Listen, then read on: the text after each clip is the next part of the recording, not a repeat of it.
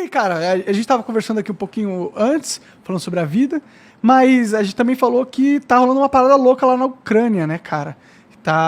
O Putin meio que quer uma parte da Ucrânia pra Rússia, né? É um negócio assim. O cara tá nessa, né? Tá nessa. Tá O cara brincando não de abandona, Wars. ele não larga esse osso, né? Eu acho que o que a gente está vendo agora é o novo normal, porque ao longo dos últimos 30 anos a gente se acostumou com a liderança americana e a ausência de conflito entre grandes potências. Não havia uma outra potência.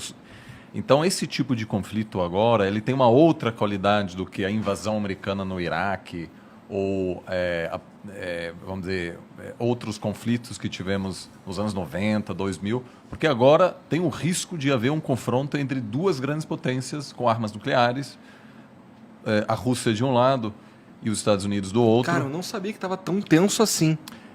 O que acontece é que a Rússia finalmente, depois de 30 anos de passar por um processo de muita fraqueza, durante o qual ela não conseguiu defender o que ela considera a sua zona de influência, é um país muito enfraquecido depois do colapso da União Soviética. Então os Estados Unidos acabou ampliando aos poucos sua esfera de influência. A Ucrânia não faz parte da OTAN, que é um acordo de defesa coletiva, que quer dizer, qualquer ataque a um membro da OTAN é um ataque a todos os países, portanto, todos precisam defender esse membro. A Ucrânia está fora disso, mas os Estados Unidos estavam começando a dar sinais de que até a Ucrânia poderia entrar na esfera de influência americana. E a Rússia agora, depois de 30 anos depois do colapso, está ganhando a força novamente para tentar retomar esse espaço. A China também está de olho nisso e claramente se os Estados Unidos permitir que a Rússia novamente aumentasse sua esfera de influência, claramente vai tomar isso como um sinal de que ela também pode aos poucos estabelecer essa zona que qualquer grande potência quer. Né? O que uma grande potência quer? Segurança, integridade física, territorial. Porque na história internacional, países às vezes desaparecem. Então, o que qualquer país quer é segurança de fronteiras e a melhor maneira de você ter segurança é você controlar seus vizinhos. Os Estados Unidos teve essa grande sorte de ter dois vizinhos fracos, Canadá e México, e ter dois oceanos que protegem os Estados Unidos. A China não tem essa sorte, que está cheia de outras grandes potências, e a Rússia sempre também buscou controlar a Europa Leste. Então agora, na verdade, é evidente que os Estados Unidos não conseguirá manter essa hegemonia que estabeleceu nos últimos 30 anos e a Rússia aos poucos está querendo retomar esse espaço perdido. Então mesmo se houver uma solução agora a curto prazo, essa tensão geopolítica veio para ficar. Entendi. É o novo normal. Isso é a Rússia fortalecida ou os outros países enfraquecidos que deram essa oportunidade? Você tá falando que os Estados Unidos se enfraqueceu, é Não, isso? tô perguntando, Eu acho que são os dois. O sistema, como a gente o conhece hoje, ele foi criado depois da Segunda Guerra Mundial e novamente depois da Guerra Fria. Então, os Estados Unidos estava muito superior. Claramente, era a única grande potência. A Rússia estava muito fragilizada e a China ainda não era uma grande potência. Então, era evidente que aquilo não era sustentável, que em algum momento a Rússia, que é uma superpotência energética, maior exportadora de gás natural, mas de vários outros produtos também, trigo, por exemplo, petróleo, que ela em algum momento ia se reerguer e reconquistar um espaço perdido. A China também cresceu a taxas incríveis ao longo dos últimos anos, vai superar os Estados Unidos. Então, essa posição privilegiada dos Estados Unidos, ela está se desfazendo agora. E esses processos de transição, eles sempre são difíceis, porque nenhum presidente americano pode dizer, ok, gente, lideramos a economia internacional por décadas, agora chegou a hora de passar o bastão para os chineses. Eles não podem fazer isso. Mas, ao mesmo tempo, a população americana não quer mais sustentar essa grande presença de bases. Por exemplo, havia um desejo americano de tirar as tropas do Afeganistão. O pessoal cansou, não queria mais. Então, eu acho que é um pouco dos dois, um declínio relativo dos Estados Unidos, que é um país muito fragilizado agora, né, que tem uma tensão enorme interna. Eu estou mais preocupado com a democracia americana do que com a democracia brasileira. Sério? É uma situação horrível. Eu cresci, né? Eu fiz o colegial no interior dos Estados Unidos e essa galera vive num planeta diferente. São todos trumpistas, muitos seguem a teorias de conspiração. Eu mantenho esse contato com eles e eu fiz minha pós perto de Boston. Essas pessoas estão muito, muito mais distantes um do outro do que o bolsonarista e o petista aqui no Brasil. Lá Sério? você consegue, olhando o CEP da pessoa, você consegue saber em que essa pessoa vai votar. Entendi. As pessoas avisam no Tinder se eles são trumpistas ou democratas, etc. Então, em função dessa crise interna, os Estados Unidos não tem uma dificuldade imensa em se projetar como antes. Então, acho que são grandes ciclos históricos e não tanto a Rússia, mas acima de tudo a China terá um papel muito maior e o grande drama será negociar essa transição sem grande conflito. Que, aliás, deu certo 100 anos atrás, quando a Inglaterra dominava o mundo, os Estados Unidos estavam em ascensão e a Inglaterra deixou os Estados Unidos assumirem a dianteira sem entrar em conflito com ela. Até porque já tinham perdido uma vez, né? Olha, eles sabiam que não fazia sentido, era muito melhor se aliar à nova grande potência. Sim. Mas os Estados Unidos, ao longo dos últimos 100 anos, enfrentou uma ameaça existencial 3 vezes. A Alemanha imperial na Primeira Guerra Mundial. Aí, de maneira preventiva, os Estados Unidos entrou para derrotar a Alemanha, porque sabia que se a Alemanha ia vencer na Primeira Guerra Mundial, o próximo alvo seriam os Estados Unidos. Aí, de novo, a Alemanha nazista e Japão imperial. Derrotou os dois para não sofrer um ataque depois. Acabou, na verdade, sofrendo no Havaí, né? Pearl Harbor. Agora, com a China, a estratégia foi outra. Foi de querer abraçar a China economicamente, fazer comércio com os chineses, se abrir a eles, na esperança de que os chineses, ao se desenvolver economicamente, iam aceitar essa ordem. Que foi uma grande aposta e agora, aos poucos, os americanos se dão conta que aquilo não funcionou. Os chineses, graças à ajuda americana também, se desenvolveram, vão se transformar na maior economia do mundo, mas olham para os americanos e acham, a história americana é assim em comparação com a história chinesa. Então, para os chineses, jamais se integrariam num sistema liderado pelos Estados Unidos. E a Rússia também, a grande aposta de chamar a Rússia para dentro do sistema fracassou. A Rússia fazia parte do G8, aí saiu, aí voltou a ser G7. Então, esses dois estão claramente, não estarão dispostos a ter um papel secundário, né? Então, acho que a gente está indo claramente nesse caminho. E a Ucrânia? A Ucrânia está afim de integrar a Rússia? Cara, a Ucrânia realmente é um país que hoje está um pouco fora das esferas de influência, e isso é um perigo para um país, porque a Alemanha, por exemplo, queria fazer parte da esfera de influência dos Estados Unidos, queria integrar a OTAN. Depois do fim da Guerra Fria, a Polônia também foi para esse lado. A Ucrânia, na verdade, é um país muito novo, independente faz 30 anos só. A capital ucraniana foi a primeira capital russa. Então, os dois países estão muito conectados. Entendi. Entendi. E a capital só depois ela migrou de Kiev para Moscou. Então, o Putin sempre fala, a Ucrânia não é um país independente, somos irmãos. E, de fato, muitos líderes... É muito comum você ter um pai ucraniano, uma mãe russa, etc. Ou seja, tem muita conexão. O povo é muito conectado. Mas hoje é um país independente. E tem muito ucraniano que prefere não ser dominado pela Rússia. O país, na verdade, está dividido no meio, e a parte ao leste tem uma forte presença de pessoas que falam russo em casa, que têm até uma certa simpatia com a Rússia.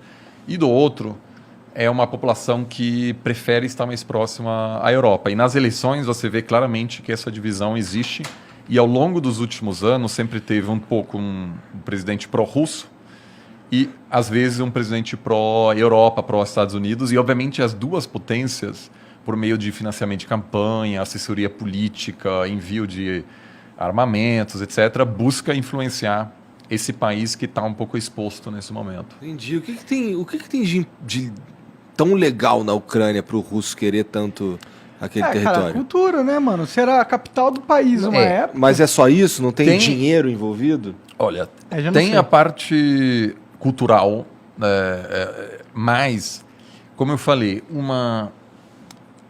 a Rússia quer ser uma grande potência. E ela é, na verdade. E o colapso da União Soviética foi foi um grande trauma.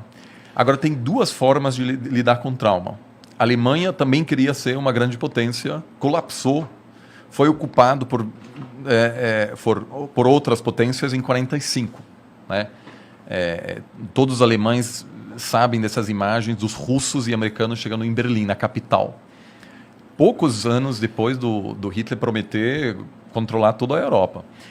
E a Alemanha contentou-se com um outro papel.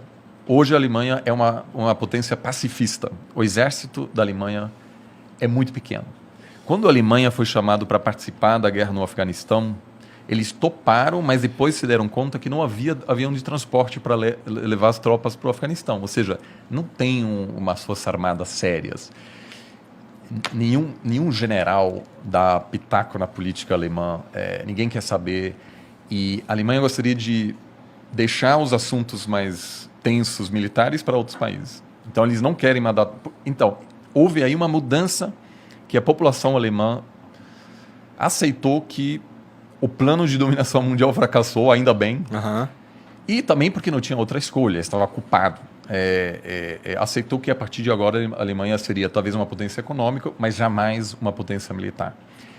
A Rússia também passou por um processo de colapso, de muita humilhação.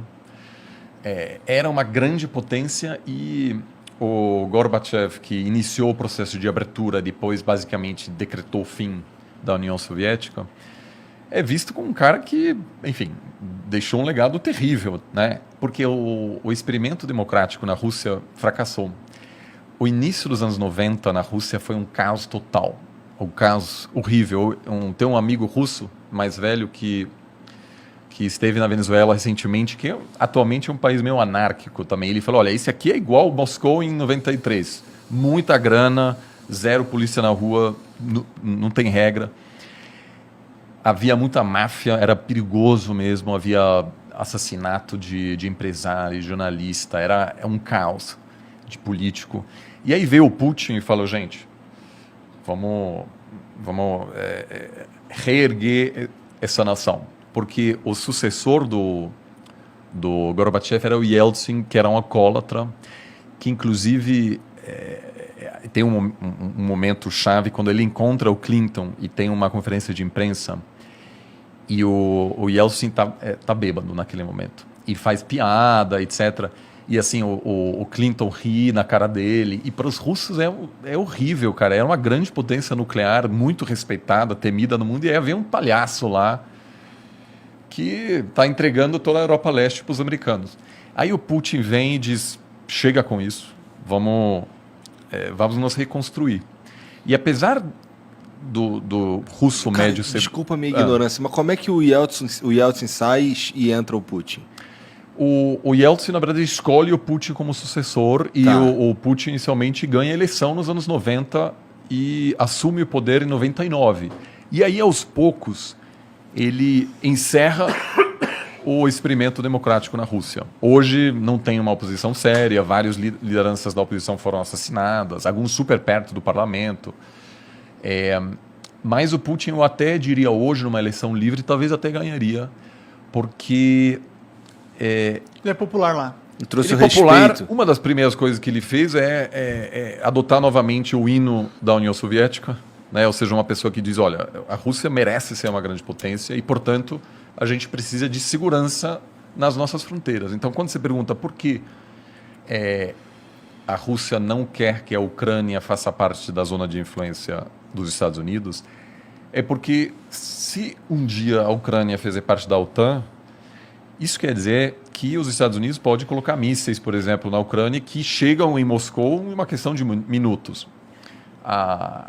Nos anos 60, a União Soviética tentou colocar mísseis em Cuba e quase deu a Terceira Guerra Mundial. Por quê? Porque representou um risco existencial à integridade territorial dos Estados Unidos. Inaceitável para uma grande potência. Se você é uma potência pequena, faz parte. Né? Se você sei lá, a Finlândia ou aí você está muito perto da Rússia, é uma situação desconfortável, mas não tem o que fazer, basicamente. A Rússia, por outro lado, considera essa presença, essa fronteira com a OTAN inaceitável. Ela quer sua própria zona de influência. Então, isso eu não acho que a maioria da população russa hoje quer um confronto com a Ucrânia, mas claramente acha que o comportamento dos Estados Unidos, né, de tratar a Rússia como um país menor. Eu lembro que em 2012, na campanha presidencial, houve um debate entre o Romney e Obama, né, que Obama ganhou em 2012. E num debate assim, o Romney uma vez falou: a Rússia é um grande inimigo. E todo mundo riu dele e falou: a Rússia, sério? A Rússia é uma pequena potência, a Rússia já era. E aquilo repercutiu muito na Rússia. Falando: olha, eles estão rindo da gente. Então, vamos aos poucos retomar. Agora, hoje, a Rússia acumulou tanta reserva internacional agora por exportar gás, que ela chegou num ponto em que ela não depende mais tanto, ela não sofreria mais tanto se houver sanções severas dos Estados Unidos. De embargo. Porque ela vende muito gás para a China. Caixa, tem dinheiro em algum 600 lugar. bilhões. Então, sanções seriam muito ruins para a Rússia, mas não quebraria o banco. Ele usaria esse fundo de 600 bilhões para... E aí, então, o fato disso acontecer agora não é coincidência. Agora, a Ucrânia tem uma base industrial importante. Os russos jamais pensaram, os soviéticos, de que a Ucrânia seria um país independente. Tinha armas nucleares lá, tinha uma grande indústria que é fundamental para a União Soviética. E tem uma região que produz muito trigo. A Rússia é responsável por 1/3 da exportação de trigo do mundo, então é uma superpotência. E com a mudança climática, cada vez mais terras na Rússia podem ser utilizadas para a agricultura, que antigamente que interessante, era congelado permanentemente. E agora, com essa mudança, a Rússia vai se tornar um grande exportador de grãos. Agrícola, né? Porque a Sibéria, tudo isso está aos poucos... A gente se fode com isso, porque vai ficar mais quente, aqui talvez vai ter lugares onde não vai... O Brasil pode ser um dos grandes perdedores, porque o padrão de chuvas já muda, né? E toda a produção agrícola brasileira precisa das chuvas da Amazônia. Então, se você tem um colapso lá, afeta a economia brasileira.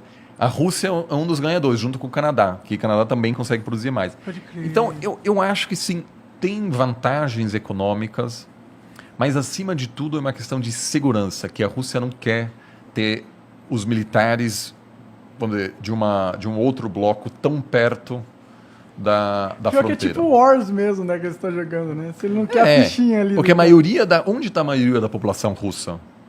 Está perto da Europa. Então, se você vai para... aliás, é incrível, se um dia vocês tiverem tempo, visitar a Sibéria, que, sobretudo no verão, é muito interessante. Você pode... A Sibéria vai... Aí, até do outro lado, a Rússia faz quase fronteira com o Alasca, né?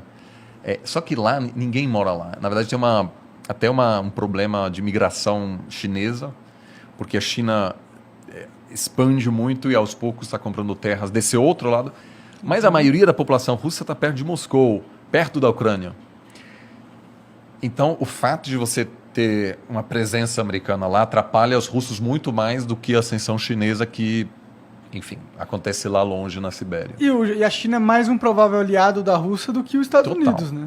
E aí vem o grande problema, porque o que muita gente nos Estados Unidos diz? Botar sanções, se os russos invadirem a Ucrânia, por exemplo, tirar eles do sistema bancário internacional, impossibilitar que qualquer pessoa faça negócio com a Rússia.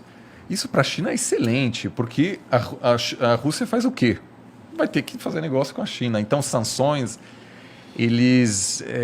eu pessoalmente acho que não dá muito sinal. Em Cuba, por exemplo. Pelo que você está dizendo aí, se houverem sanções à Rússia, quem fortalece a China. Claro, porque a Rússia vira mais dependente de outros atores, eles que não é, querem acima fortalecer de tudo, a a China.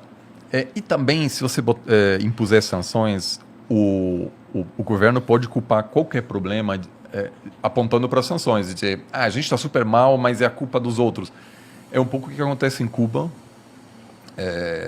Venezuela, Irã, todos são países onde você tem um fortíssimo nacionalismo, porque o governo pode dizer, a gente está numa grande batalha, e quem realmente sempre sofre mais com as sanções são os mais pobres, porque sempre tem um jeito de conseguir os produtos. Eu, alguns anos atrás, fui para a Coreia do Norte. Sanções, não dá para comprar nada a princípio. Aí, jantar com o governo, etc. Heineken, tudo. Por quê? Porque o cara chega, sei lá, Da China. dá um jeito, entendeu? Tinha tudo. Então, a elite política não sofre com sanções, porque sempre conhece alguém que conhece alguém tal, que traz... Quem sofre é a galera mais pobre. Então, eu espero muito que essa não será uma das respostas do Ocidente, se tiver um conflito.